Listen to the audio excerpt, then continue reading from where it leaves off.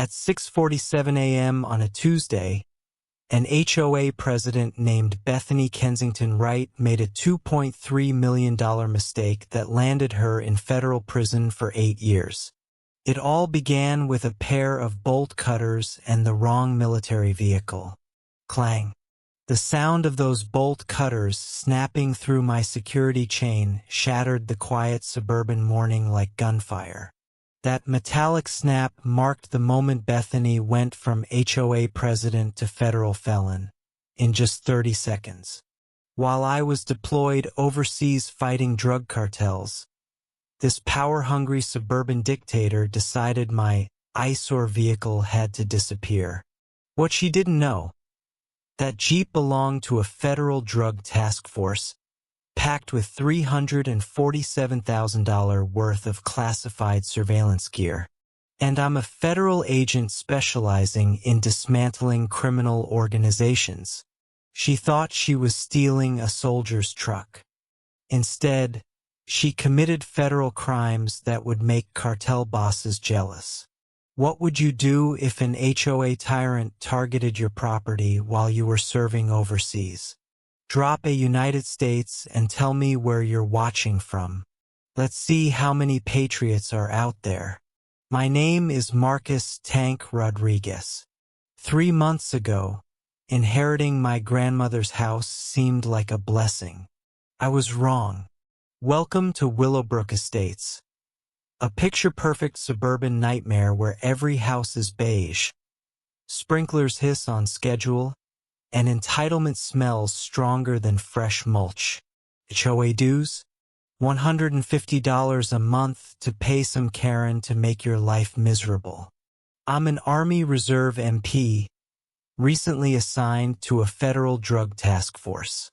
Grandma Rose's house was supposed to be my safety net. Rent it out during deployment, build equity, honor the woman who raised me after my parents died when I was 12.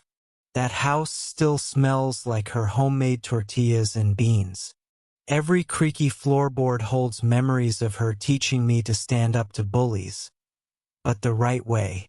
Enter Bethany Kensington Wright, 52-year-old real estate agent, white Lexus driver, and ruler of the HOA with a grass height ruler in hand.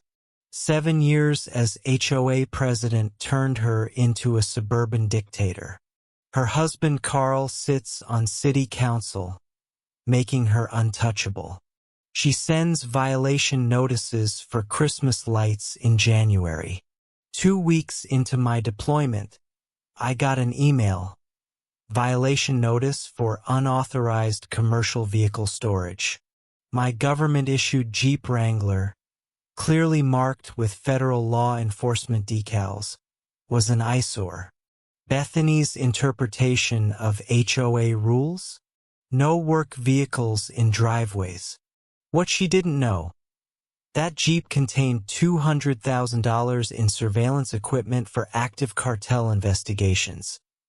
GPS trackers, encrypted radios, covert cameras, federal property requiring authorization to move. The fine? $50 per day, piling up while I dodged bullets overseas. My sister Maya, a middle school teacher, tried reasoning with Bethany. She showed deployment orders, offered to cover the Jeep with a tarp. Bethany snapped, "Rules are rules. If your brother can't follow them, maybe this neighborhood isn't right for you." Maya's phone call still haunts me. Bethany threatened to put a lien on the house. Carl's city council connections could affect Maya's job. Maya uncovered a pattern. Every military family in Willowbrook was targeted with fabricated violations. But here's the kicker. Bethany's rules were fake. The original HOA bylaws, signed in 1987, specifically exempted government vehicles. Emergency services, military, law enforcement, all protected. Bethany was making up rules, counting on fear and ignorance to keep residents silent. The community lived in fear. Neighbors whispered but wouldn't speak out. Bethany's political ties made resistance seem futile. This wasn't about parking or property values. It was organized harassment of military families by a corrupt HOA with political protection. While I served overseas, keeping drugs off American streets, Bethany tried to steal my family's legacy with fake fines and intimidation. She declared war on the wrong federal agent. Bethany's next move was pure suburban warfare. A registered letter demanding immediate vehicle removal or emergency towing within 24 hours. She was trying to steal federal property while I was deployed. Maya called me in panic. A tow truck was circling the block, eyeing my Jeep like a target. This was psychological warfare. I contacted JAG, military lawyers specializing in constitutional violations. Staff Sergeant Patricia Williams was furious. This isn't an HOA violation. It's a federal felony. The Service Members' Civil Relief Act protects deployed personnel from harassment. Plus, my Jeep is federal property. JAG filed a formal complaint, triggering a military liaison review.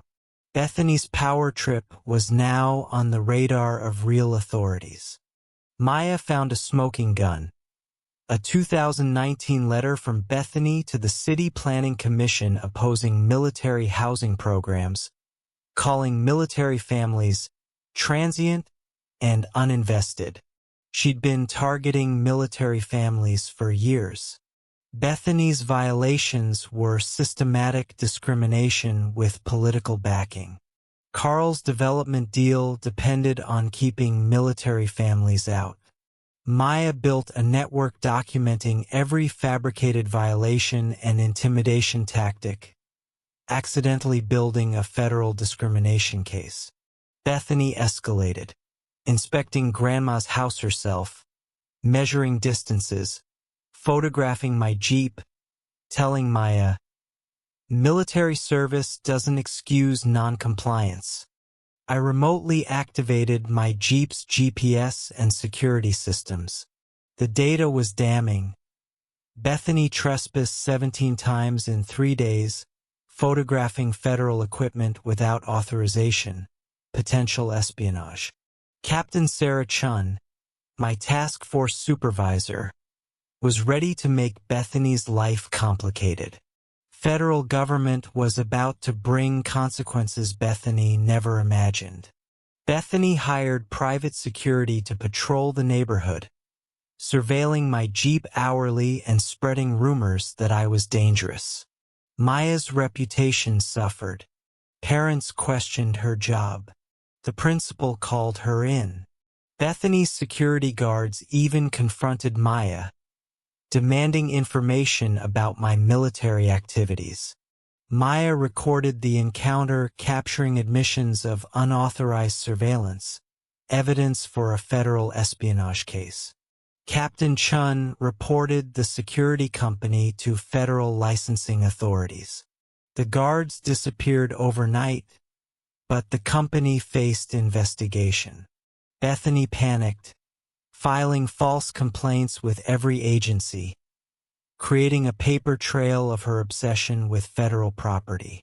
3 days later, at 6:47 a.m., Maya's security cameras caught Bethany cutting my Jeep's locks with bolt cutters and trying to tow it away.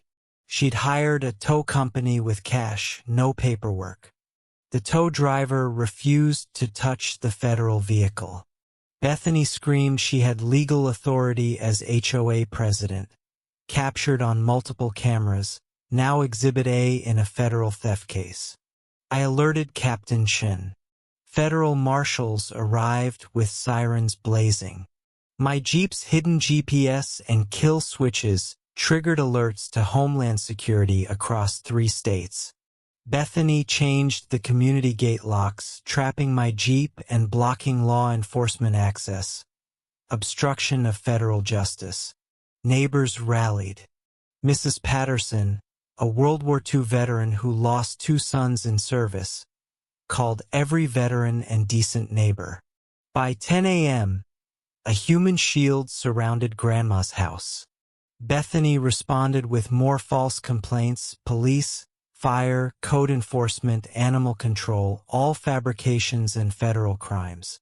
Federal marshals confronted Bethany at the locked gate. She refused to open it, denying federal jurisdiction. She declared war on the U.S. government.